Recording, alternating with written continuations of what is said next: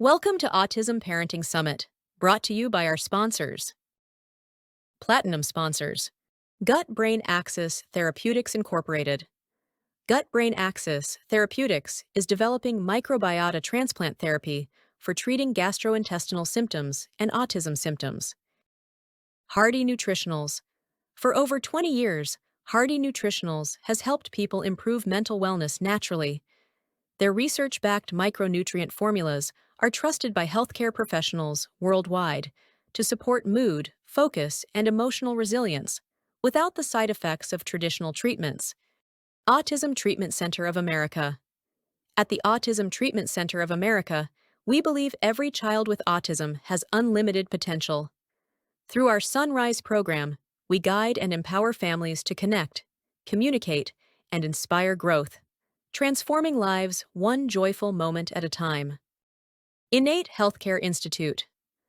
At Innate Healthcare Institute, we imagine a future where children with autism have access to the most advanced healing therapies available. Based in Scottsdale, Arizona, our clinic combines regenerative and integrative medicine to help unlock each child's fullest potential. North Florida Stem Cells. North Florida Stem Cells, led by Dr. Eric Weiss, is dedicated to providing innovative stem cell therapy for children with autism, helping families explore new possibilities for improved quality of life. Gold sponsors. Autism Parenting Magazine. Join a thriving community of families and unlock the potential of your child. Autism Learning Network. Join a community that understands. Unlock a wealth of resources. Access expert advice, practical tools, and shared wisdom.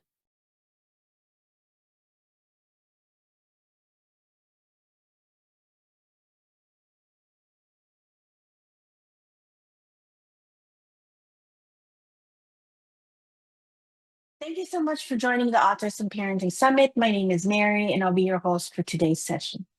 Today's session is titled What Your Child's Behavior is Telling You. And we're thrilled to have an expert who brings both professional insight and personal experience in this important topic.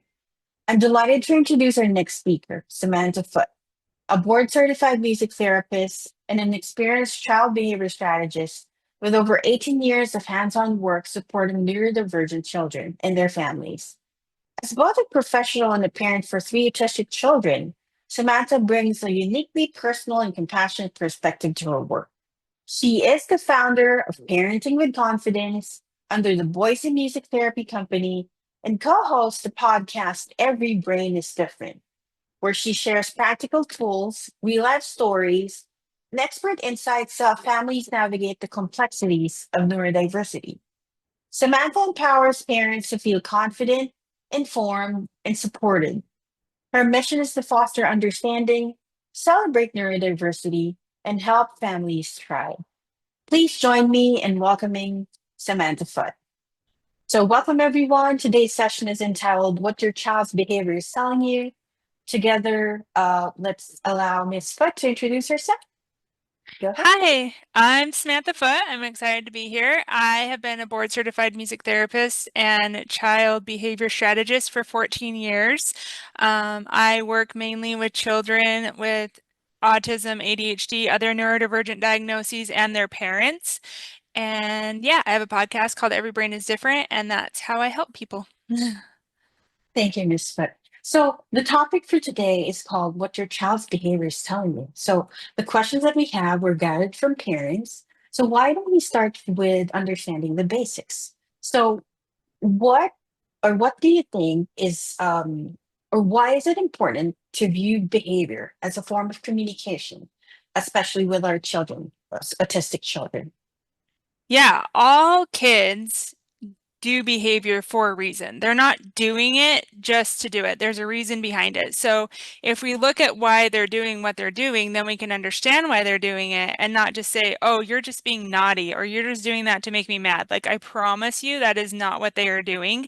There's a lot of different reasons for behavior. You know, it could be sensory sensitivities. Those are often misunderstood a lot in kids with autism and other neurodivergent diagnoses because we don't know what their triggers are with their senses. Like, we don't know what, until we investigate what kinds of things are triggering them or what they need. And so we just really need to put on that detective hat and figure out what's going on.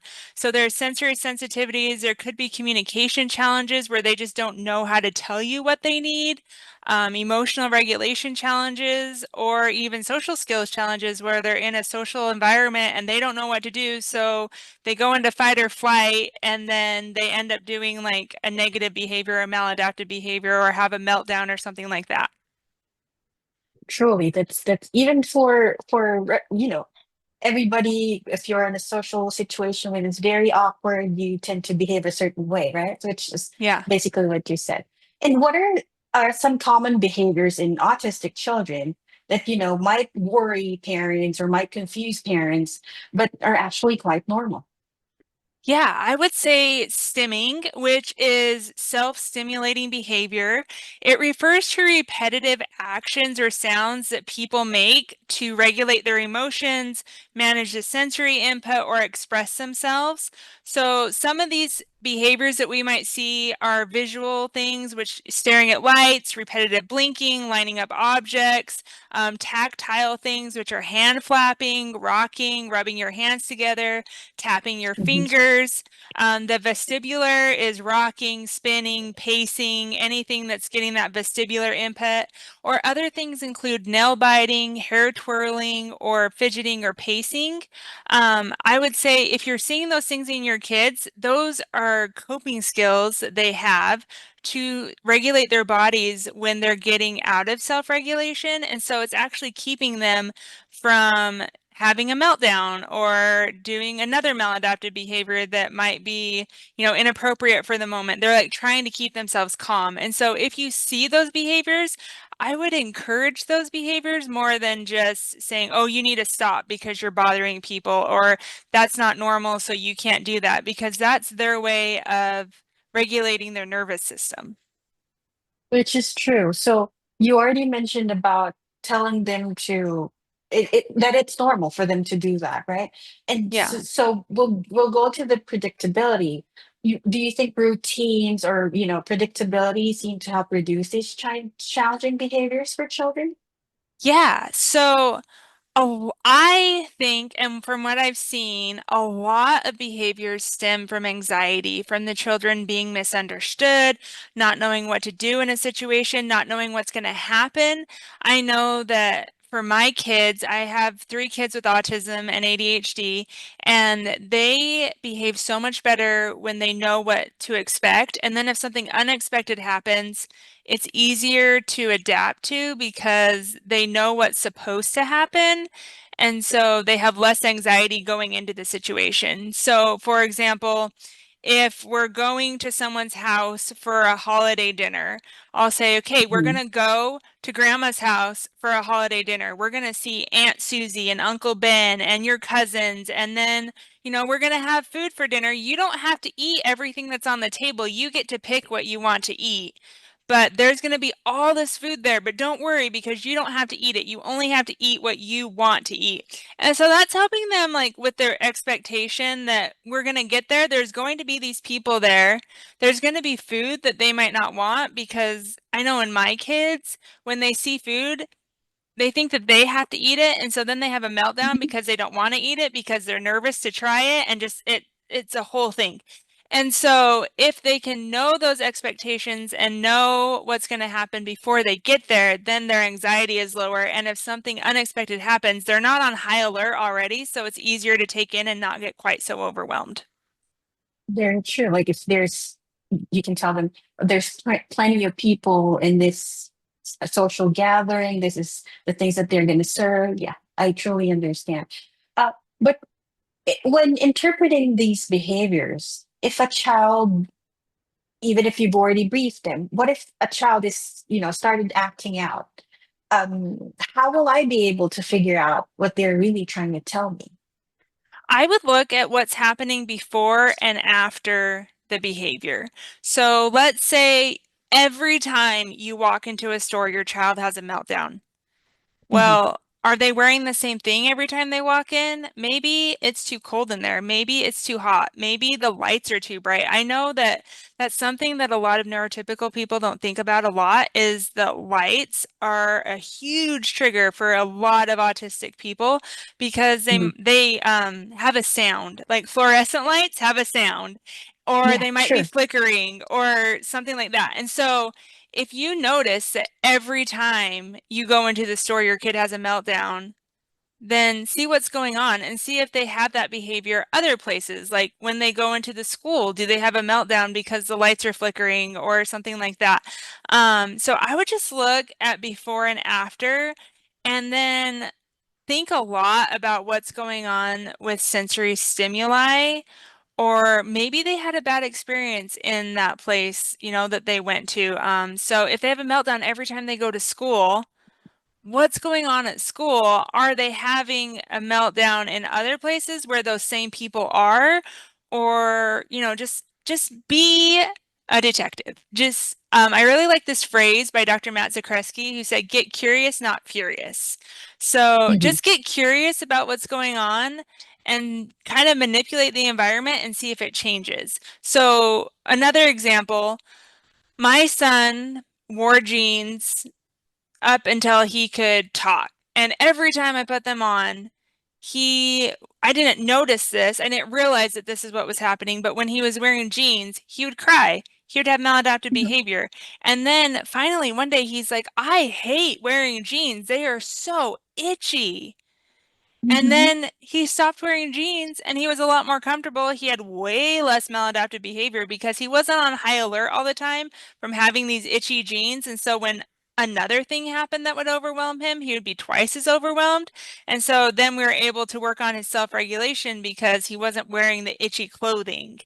So just look at stuff like that. Yeah, so it's important for you to know what your child is doing, what they're wearing, what they eat, where they're going, and stuff like that. Very Yeah. true. And so, what are some typical things that children do, or with autism, do when they're trying to? What do you think they're trying to communicate when they're doing things like hitting or running away, or when they're shutting down? I think that kids go into fight or flight a lot more than we think. And especially kids with pathological demand avoidance. And pathological demand avoidance is just a profile within autism where any demand you go into fight or flight, and anything can be seen as a demand. So you might look at your child and say, hey, how are you doing? That's a Mhm. demand for them. And so they go into fight or flight and they run away or they hit you or they do any of the things that you were talking about because they don't know what to do in that situation and it overwhelms them. And so when being asked to do things, it might be too overwhelming for them. And it's small things, not like, oh, go unload the dishwasher or go make your bed, things like that that we think of as demands. But it might be like, oh, your friend is over there. Let's go say hi. Well, that's a Mhm. demand. They might go into overwhelm. And then other things like being told no, once again, sensory overwhelm, things like that can overwhelm their system and they don't know what to do. So then they go into fight or flight and shut down, hit, do all those things that you were talking about. Understand. Understand. Um, it's probably easier for children who can speak, but how about those who are nonverbal, non-speaking, or who are struggling with verbal communication? How can our parents better understand them or their behavior? Yeah, once again, getting curious. So look at what your child's signs are for being uncomfortable. What are they doing right before they go into a meltdown? Are they trying to communicate and they don't know how? Are you missing their communication? Are they like pointing or like making verbal sounds? And you're just not paying attention. So I watched Mhm. this movie, Out of My Mind. It's on Disney Plus yesterday, and there were quite a few times in the movie where this girl has cerebral palsy. She cannot verbally speak. She can make sounds. She can wave her arms. She can do all that. And she was trying to get her parents' attention, and they were not paying attention to her. And then she finally had to do something that was seen as maladaptive behavior to get their attention. So, for example, her fish jumped out of the fish tank. Well, she Mhm. ended up knocking the fish tank on the ground so her dad could come in and see that the fish was on the ground. And her dad came in and was like, "Why did you do this?" Like, and so we might Yeah. misunderstand what our kids are doing, trying to get our attention. So I would just look at what they're doing before and after the meltdown, like we've said before, and really look for those clues that they're trying to communicate with you. And then look for ways to communicate with them. Do they need like an AAC device? Do they need a different way to communicate? Can they use sign language? Different things like that. Yes, thank you. Thank you for elaborating on that. Because as parents, our involvement with our children, knowing what they do and how the ways they cope up and communicate with us, or even just with your example, how the child relayed the message that the fish come out of the tank, and her knocking down the tank is one way to communicate, right? Because they Yeah. can't say it, so they will do movements in order for them to be able to relay the message. So when as a parent, responding is one of the best ways. Aside from just figuring it out, some parents are actually struggling with on how to respond, right? So what are some calm, effective ways that a parent can respond during a meltdown without making things worse? Like what your example was, the parent reacted negatively, right? But Yeah. let's do the opposite. How can they be more calm and more effective in during meltdowns? I would say using positive parenting strategies is the number one thing that you can do. So, how can we problem solve when a maladaptive behavior comes up, when a meltdown comes up? How can we problem solve with the kid so that it doesn't happen anymore? Because if a kid goes into a meltdown and you just punish them and say, go to your room, like you need to be alone, and different punishment things, it's not going to Mhm. solve the problem. It's not going to teach them how to cope. And so, if you feel yourself also getting overwhelmed when your kid is in a meltdown, if it's safe for you to do so, I would walk away and regroup. Decide what you're going to do and then come back. So you can take deep breaths, Mhm. you can count to 10, you can do positive self-talk where you're just like, I can do this, this is what's going to happen. Just like talk yourself through it. But when you're Mhm. with your child and they're having a meltdown, use less words. The less Mhm. words you use, the better, because that child, their brain is flipped and they are not listening. They are not listening. They can't comprehend what you're saying. It's just blah, blah, blah, blah, blah, blah, blah. So if you practice emotional regulation techniques with them before they go into a meltdown, then that will help them be less, what's it called? It will help them not go into a meltdown as easily. And then those things can be used during a meltdown. I wouldn't say, do you want to do this? Do you want to do that? They are not making choices right now. So what you can say is something that simmers them down, something that helps with their Mhm. self-regulation. You can say, I'm going to do this. You can join me if you want to. And then that's all the words you say. And then you start doing what you said you were going to do. So, for example, if they are having a meltdown and breathing with a stuffy helps them, then you can say, I'm going to go get my stuffed animal. I actually have Mhm. this for my kids. It's a stuffed animal that breathes with them and plays music. And so you can say, I'm going to get a stuffed animal and I'm just going to take deep breaths. Here's one for you if you Mhm. want to do that with me. Or another thing that you can do, it's called the ISO principle, and it's used in music therapy where you're in one state and you want to go to another emotional state. So you can play music. Let's say you're angry. You can play Mhm. music that's angry and then slowly, let's say you want to go to calm. You slowly move toward calm music, and it really helps the kid go from angry to calm because they're feeling those emotions, they're working through those emotions, and then they're going to calm, and then they end up in calm. So those are some things that you can do with your kid. Another thing that I really like to do that's music, you can get drums and you Mhm. can have a conversation using drums. So you put your kid in one corner of the room, you go somewhere else in the room, and you just play drums back and forth. And so you match their energy. If they're really pounding on the drums and you're really pounding on the drums too, and it slowly like works out those emotions so that they can self-regulate and come back and be calm. And then once they're calm, you can talk about what happened and what you're going to do next time to prevent that from happening. Thank you. Thank you for that. Those are samples that I would imagine would I can do at home, right? But in certain situation where a disruptive behavior is done in public or around family members who does not understand autism, what should I do as a parent? I would make a plan before you go anywhere. So if you go to grandma's house for a holiday meal, you can talk to the host before it starts and say, sometimes my kid gets overwhelmed. Sometimes they need to be alone. Sometimes we need a private place to go.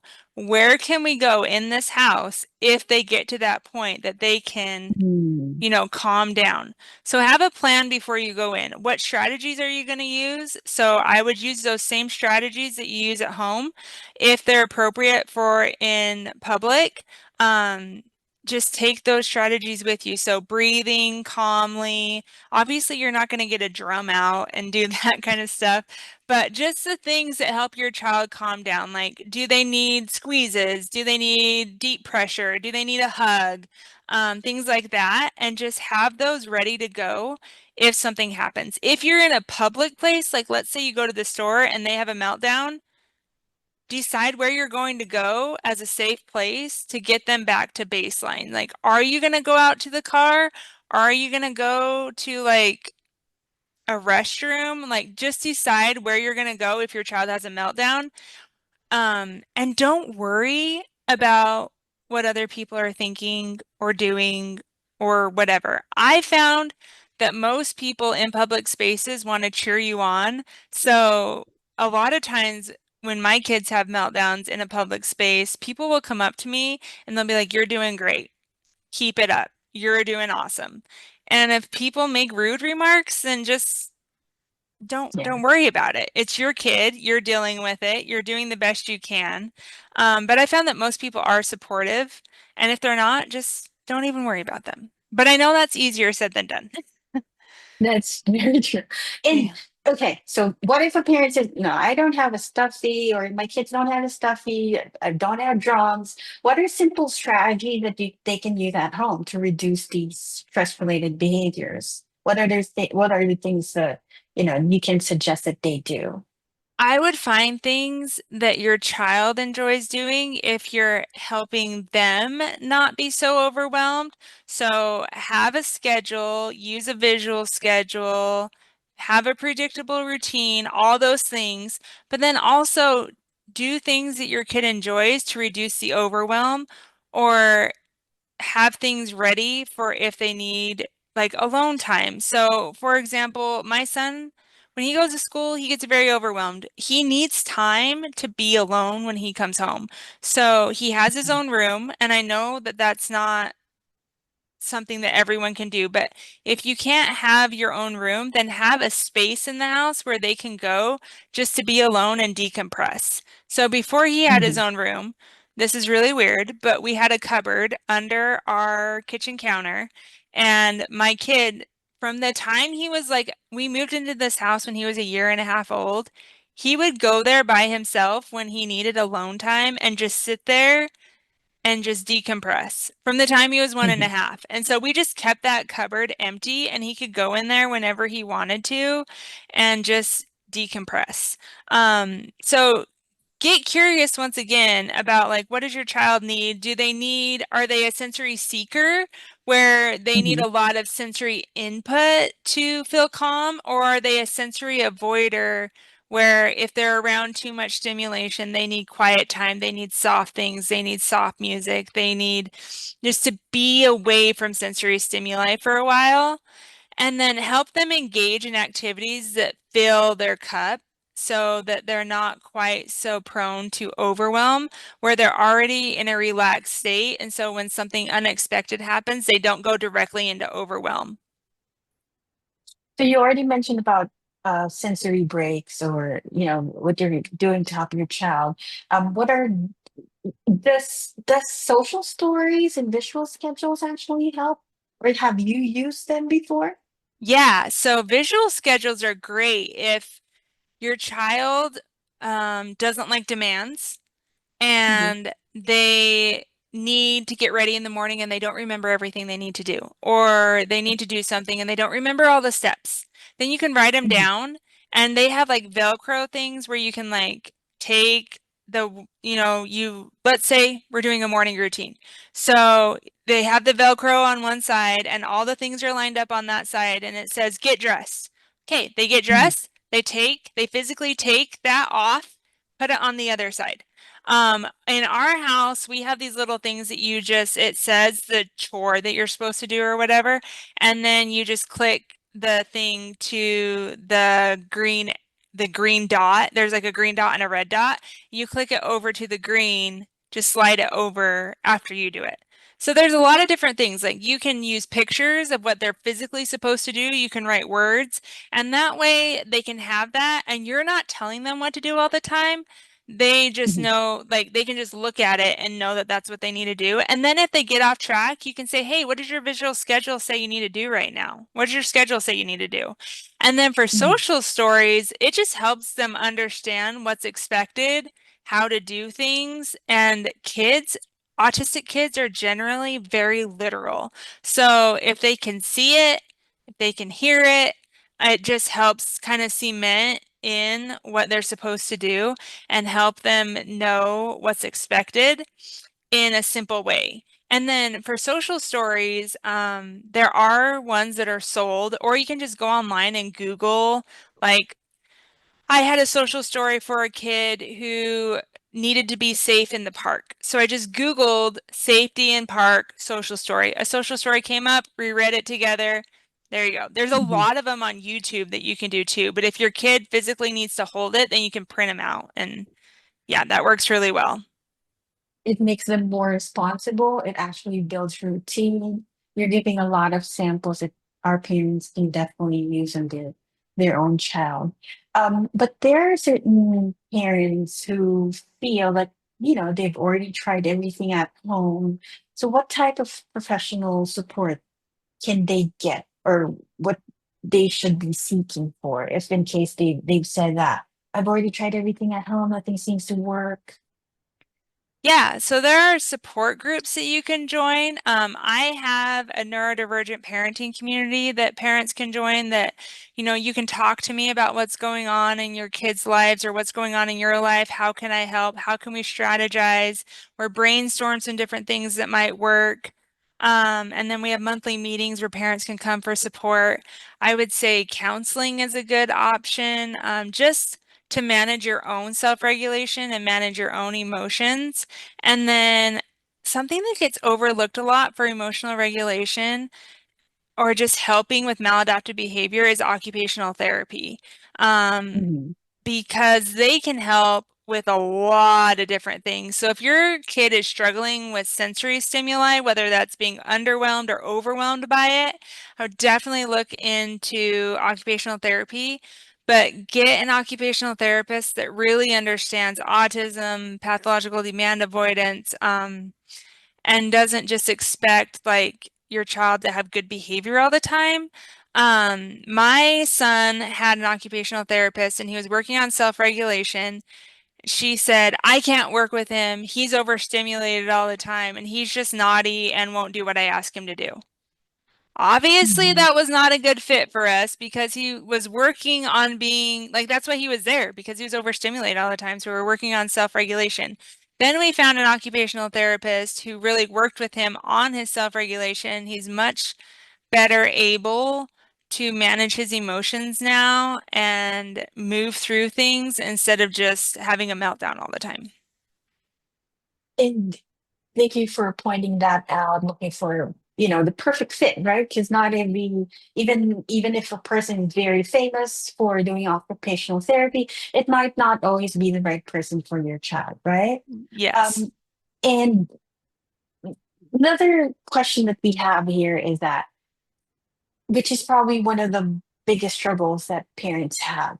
How can I explain my child's behavior to family members, teachers, or caregivers in a way that, it will build understanding? I would use resources from other neurodivergent people. So you can give them books, you can give them podcasts to listen to, or you can just say, like, hey, this was this person's experience growing up, Mhm. and this is kind of what my child is going through. So this is a typical autistic experience. So if your child is a sensory avoider and they're in a high sensory input environment, they're going to have a meltdown unless you do things a certain way and like help them with their emotional regulation. And so, I would just learn the differences, like learn communication differences, learn motor skill differences, learn social skill differences in autistic people and those specifically in your child, and say, oh, this is common in autism. This is what it looks like. I would use research, and just kind of tell what other people's experiences are, and that may be what your child is going through. Yes, that's right. And we're going towards the last few questions in the session. What do you think, based on your personal experience, what is you know what is one encouraging message that you would like to give parents out there who are always feeling overwhelmed about, what they're going through, their struggles, or if they're overwhelmed with their child's behavior, whether in school, at home, or some of them are picky eaters, they don't want to eat. So, what is one message that you want to provide those parents? I would say you're doing a great job. The fact that you're worried about if you're doing a good job or not is proof that you're doing a great job. You're looking for answers, you're looking for ways to support your child. By using positive parenting strategies, the behavior will get better. You have to be consistent. It takes time. It's not going to turn around in 3 weeks. In fact, it Mhm. usually gets worse before it gets better, but it's not going to be like this forever. So, by slowly helping your child and by using, different strategies, you're going to find out what works for your child, and then it's not going to be like this forever. Yes. You mentioned earlier, and I've really watched some of your podcasts, and you do music therapy.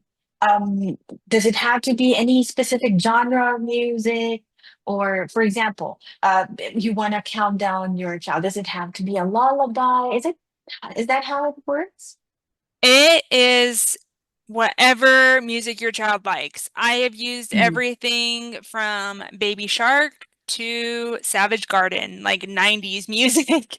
Um, it Music therapy is not one size fits all. We use different music for different kids. So for a 3-year-old, you might use, Baby Shark. You might use other music. Some kids don't like children's music, so they like other music. I've used all sorts of different music with kids. Even instruments Yeah, and so yeah, so we do music listening, make music by playing instruments. We use GarageBand, and we sing, we make up songs, we dance, we do motor movements to different music, all sorts of different things using music. anything that can create sound. I Yeah, love yeah, music, and I love yeah. what you do, and we appreciate you joining us today. A lot of our parents are curious. Before we end the session, how can they find you? How can they find more of you? What are your socials? Do you have a website? Yeah, the best place is to go to everybrainisdifferent.com. I am on Instagram, TikTok, YouTube. Just search Every Brain is Different. And then of course I have my podcast, Every Brain is Different, on, Apple, Spotify, Amazon, all those different places, wherever you find your podcasts. But the best place to go to find everything is everybrainisdifferent.com. Thank you so much, Samantha, for sharing your time, insight, and experiences with us today. We truly appreciate the valuable tools and this perspective you've offered. And to everyone watching, thank you for joining us for this session of the Autism Parenting Summit. We're so glad you could be here. Be sure to check the Autism Parenting Summit agenda, where we have many more inspiring presentations and interviews coming up. We hope to see you in the next session. Bye.